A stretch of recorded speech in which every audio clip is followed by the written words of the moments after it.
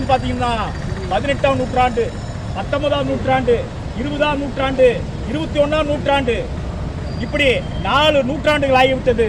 ஆனால் நிலைமை என்னன்னு சொன்னா 400 வருடங்களுக்கு முன்பு, கிட்டத்தட்ட 300 வருடங்களுக்கு முன்பு நம் தோழர்கள், தொழிலாளர் தோழர்கள் பெற்றுக் கொடுத்த 8 மணி நேர வேலையை இன்னைக்கு இருக்கக்கூடிய இந்த தொழிலாளி வர்க்கம் அடமானம் வச்சுன்னு சொல்லலாம். அதை எதிர்த்து போராட்டம் நடத்தி இருக்கணும்.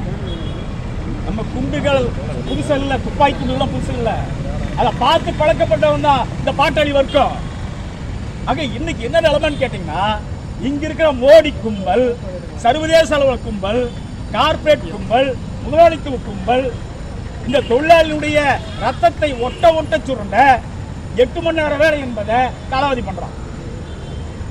இன்னும் பார்த்தீங்கன்னு சொன்னா இந்தியாவில் 400 சட்டங்கள் இருந்துச்சு, தொழிலாளர் சட்டம். இந்த 400 சட்டங்களை 4 சட்டமாக மாத்திட்டான் இந்த மோடி. 4 சட்டங்களாக மாற்றி விட்டார். 400 சட்டத்தை 4 சட்டமாக மாறிச்சு. இங்க மட்டும் தான் நிலைமை அப்படின்னு சொன்னா உலகம் முழுக்க இருக்குது. ஆக இந்த மோடி செய்தது மிகப்பெரிய துரோகம், தொழிலாளருக்கு செய்த மிகப்பெரிய அநீதி. அந்த மேஜ தொழிலாளர்கள் செத்தாங்க இல்லையா, அவர்கள் மீது கட்டப்பட்ட கல்லறை. ஆனா இன்றைக்கு இந்த தொழிலாளருக்கு தமிழ்நாட்டில் பார்த்தீங்கன்னு சொன்னா, இந்தியாவில் பார்த்தீங்கன்னு சொன்னா மோடி கும்பல் 8 மணி நேரம் வேலையை 12 மணி நேரம் மாற்றி வச்சிருக்கிறான். இன்னைக்கு சட்டமாக்கி இருக்கிறான். தொழிலாளர் உரிமையை ஒட்டுமொத்தமாக அழித்து இந்த தொழிலாளி வர்க்கம் எப்பொழுதுமே முதலாளிகளுக்கு அடிமை.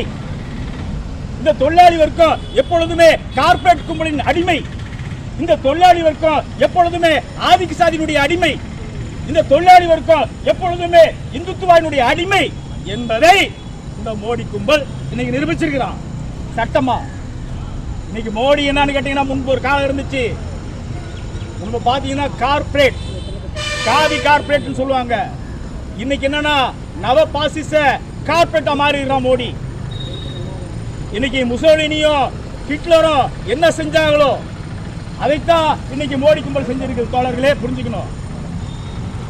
இன்னைக்கு முன்ன பாத்தீங்கன்னு சொன்னா, இப்ப நம்ம உழைச்சு சம்பாதிச்சு கொடுத்தோம்னு வச்சுங்க, அதுல இருந்து ஒரு முதலாளிக்கு ₹1 கிடைச்சு சொன்னா, இன்னைக்கு கனிம வள கொள்ளையை அடித்தான்னு சொன்னா 1000 மடங்கு லாபம் கிடைக்கும். ஒரு மலையை உடைச்சான்னு சொன்னா 1000 மனிதனை சுரண்டி திங்கிறதும், ஒரு மலையை உடைச்சி சாப்பிட்றதும் பல லட்சம் மடங்கு அவனுக்கு அதிகம். அப்ப எல்லாம் எங்கடா போயிட்டான்னு சொன்னா, எல்லாம் கனிம வள கொள்ளையில போயிட்டு இருக்கிறான். உலகம் முழுவதும் கனிம வளத்துல அவ்வளவு பேர் லட்சக்கணக்கான கோடி ரூபாய் கொட்டி கிடக்குது.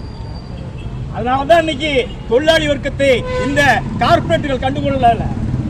இன்னைக்கு எல்லாம் என்ன பண்றான், இயந்திரத்தை தூக்கிட்டு மலையை நோண்ட ஆரம்பிச்சுட்டான், கல்ல நோண்ட ஆரம்பிச்சுட்டான்.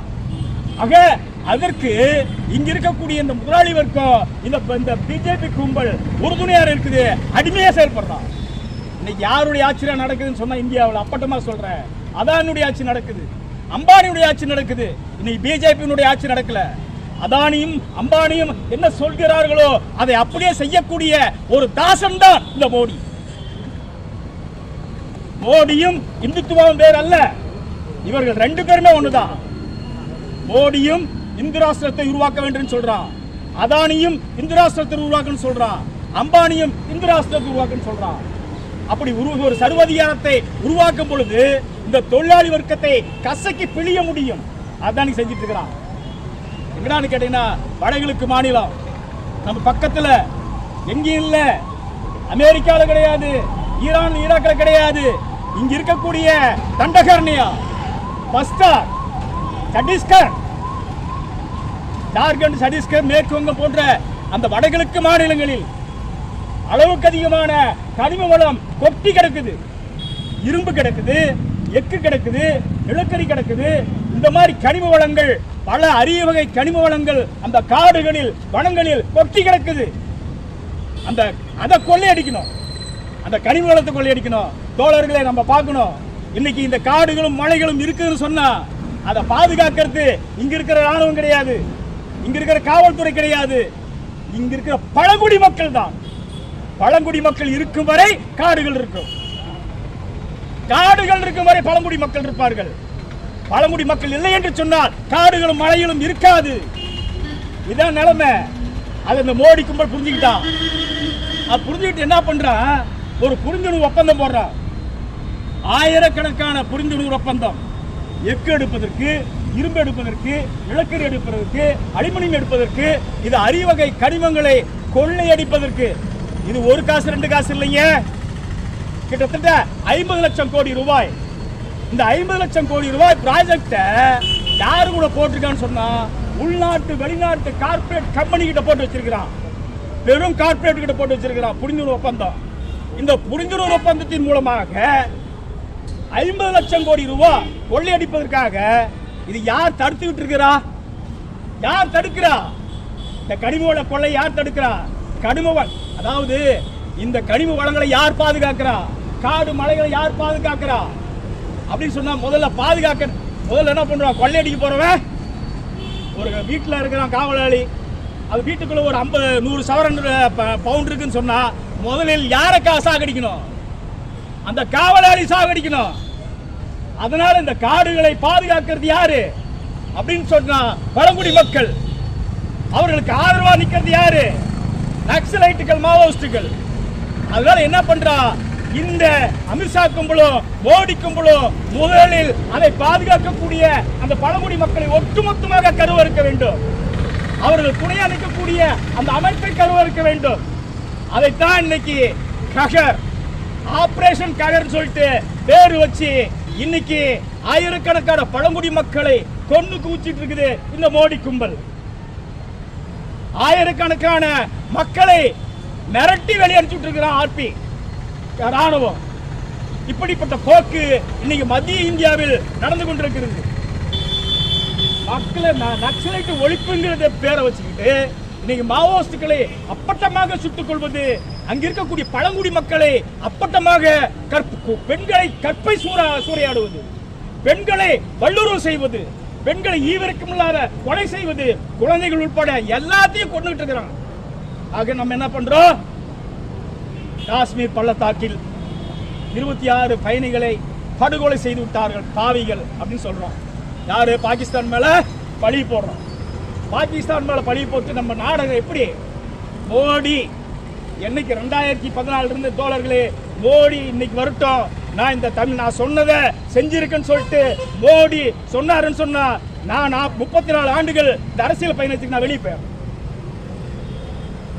பொய்ய பேசுறது பூரா பொய். அவன் என்னைக்கு நான் உண்மை பேசணும்னு சொன்னா ஹார்ட் அட்டாக் செத்துருவான். அதனால உண்மை பேசக்கூடாது, உண்மை பேச செத்துருவான். அதனால மோடி அவர்களே, நீ என்ன கிழிச்ச இந்தியாவுக்கு வந்து கேட்கிற, இந்தியாவுக்கு வந்து என்ன செய்திருக்கிறன்னு கேட்கிற, ஒன்னும் செய்யல. நீ என்ன பண்றது, மத கலவரத்தை தூண்டிவிட்டு பாகிஸ்தானுக்கு எதிராக, இஸ்லாம் மக்களுக்கு எதிராக மத கலவரை தூண்டுவது, மத வெறியை தூண்டுவது, இதுதான். மோடியும் ஆர்எஸ்எஸும் பிஜேபியும் ஒரு நாணயத்தின் இரு பக்கங்கள். அவர்களுக்கு சாதி கலவரம், மத கலவரம், இதை தவிர வேறு ஒன்றும் இல்லை.